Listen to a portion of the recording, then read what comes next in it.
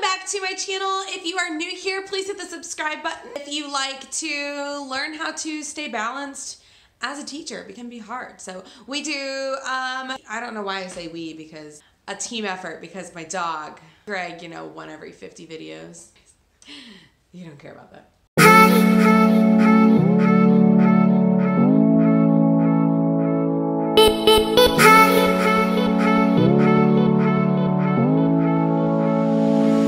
One second, my tea's ready. Guys, I am still combining these two teas for like my nightcap. Oh, coffee in my favorite mug.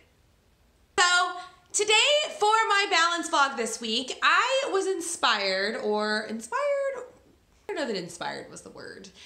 Let's just say I got the idea. And last week I was like beating my head against the wall because my kids have like lost all sense of school, like are having such a hard time focusing for me. They're on the carpet for 3 minutes and I'm like, come on guys, stay in there with me. Like we're almost done. We are never on the carpet. We do mini lessons at our school. So we're never on the carpet for more than 10 minutes at a time.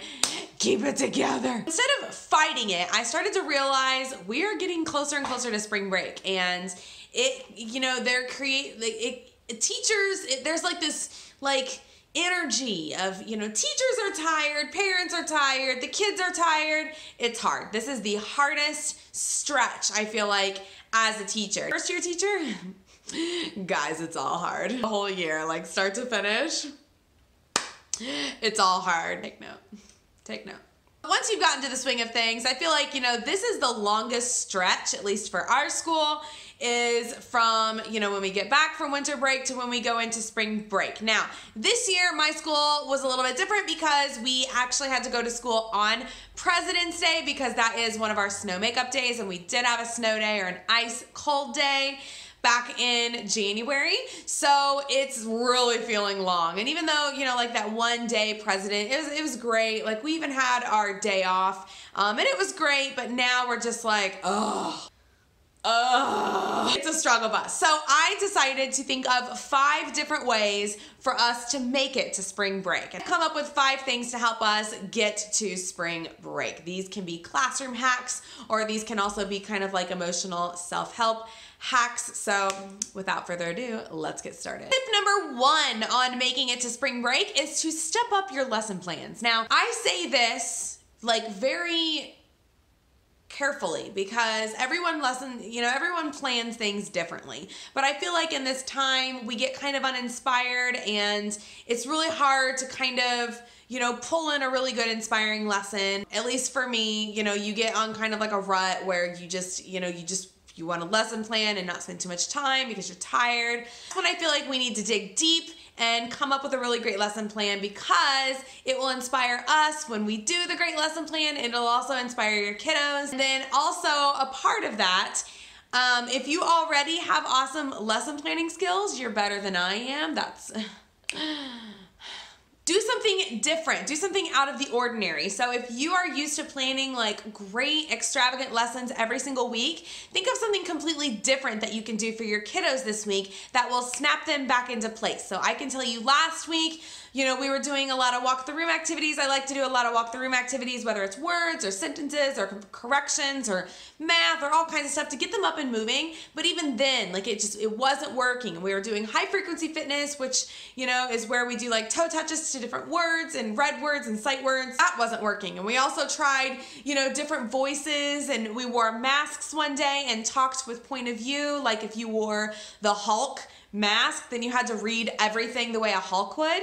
And that was fun for like 10 minutes, but they were still like uninspired. So my coworker and I put our heads together and we're like, okay, next week, let's do something super fun to make them realize that, this is still fun and we can still learn even though we're tired, even though we're ready for spring break. We walked in with like pirate outfit on, and we were teaching AR. So we're teaching our controls for the next like few weeks or so. It was so funny. Like the kids were like, why are you dressed up as a pirate? And I was just talking like a pirate all morning. And finally they, after they were like, Miss Lacer, why are you Why are you a pirate? Once we got to our phonics lesson, our phonics mini lesson, I pulled out Pirates Love Underpants, started reading, and then we realized that Miss Leister was looking for the ARR sound, and it just had them engaged all morning. Like, I didn't even tell them what we were doing until right before lunch. So I had them hooked from the moment I walked in the door to the moment they went to lunch. And I can honestly tell you that that has not happened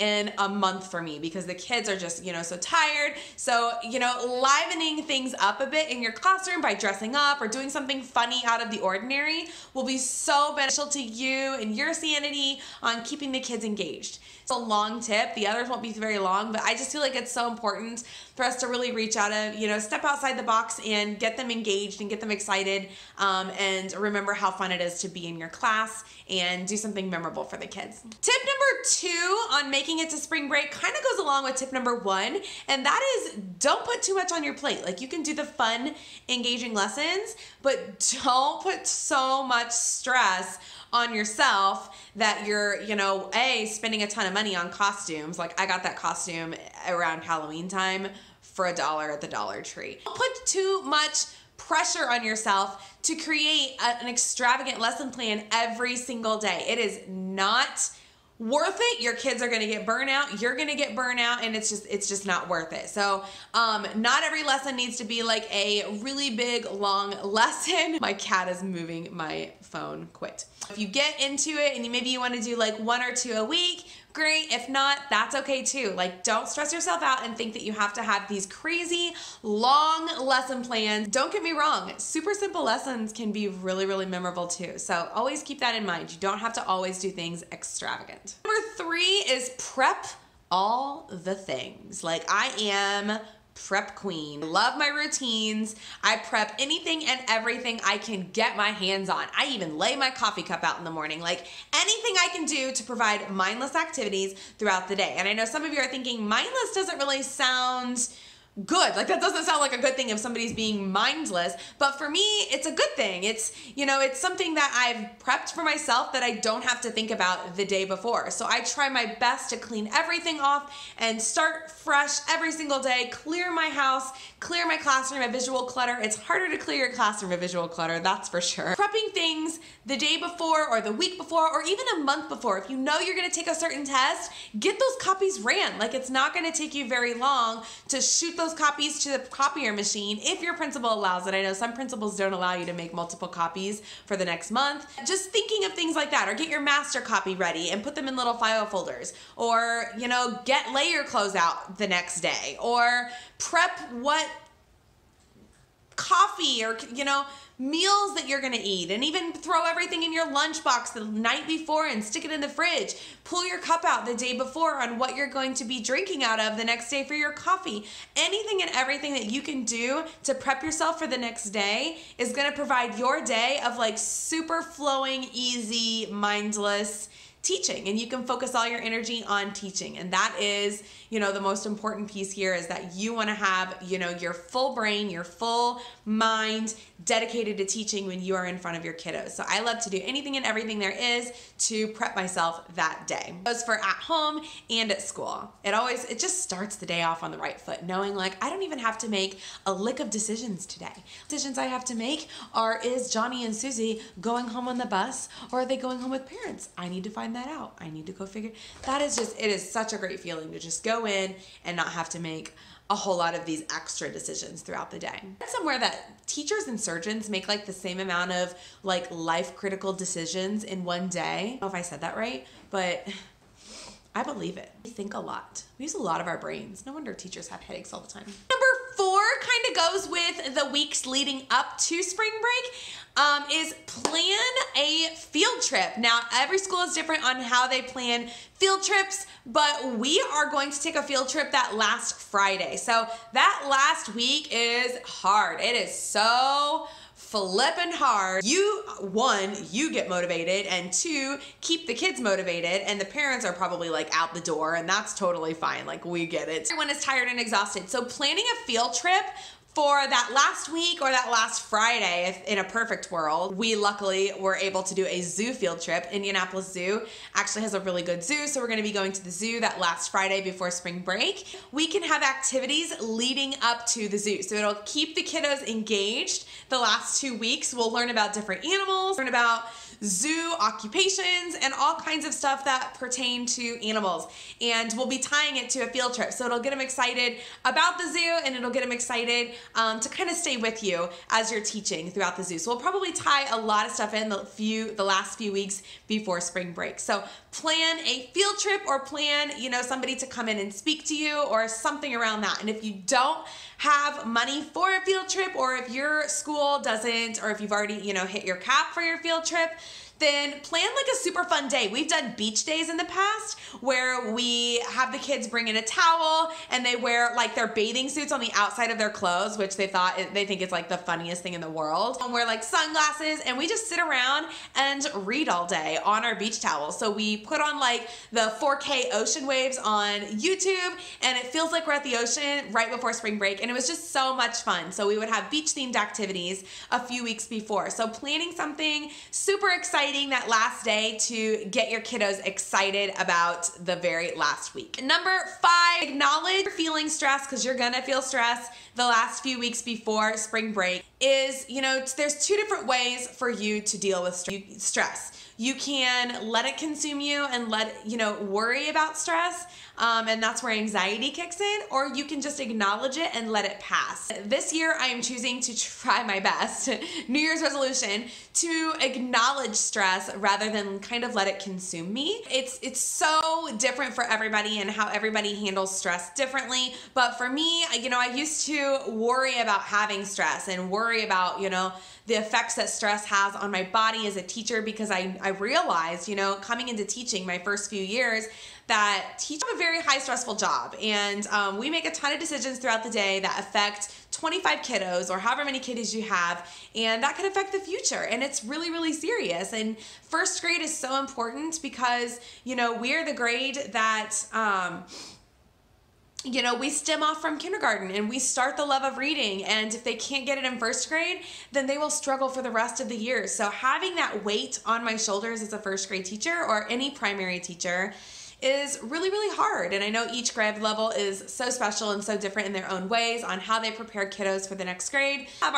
We all have our same stresses, and we all have so many decisions that we make every single day, and it's very, very stressful. I used to stress out about having stress, and anybody with anxiety will know what that feels like. And some people don't understand. Like Greg, my fiance, doesn't understand when I have stress. He doesn't handle stress that way. He acknowledges stress and moves on. And I want to be more like that. I want to just acknowledge the fact that I'm feeling stressed. I'm going to, make a tea. I'm going to go get in the bath, and I'm going to see if I can just, feel better.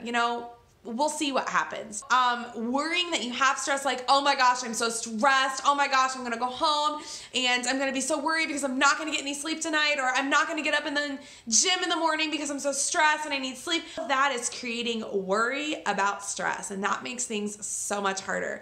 And you're gonna feel so much stress leading up to spring break. So my, tip number 5 to wrap this video up is, acknowledge that it's there and that it's gonna come, and there are gonna be some really hard moments, and you may feel guilty about all kinds of stuff, not having engaging lesson plans a few weeks before spring break, or thinking that the school year is coming to a close, and you may not have a kiddo where they need to be by the end of the school year. There's just so much that a teacher stresses about this time of year, and just acknowledge it instead of letting it consume you.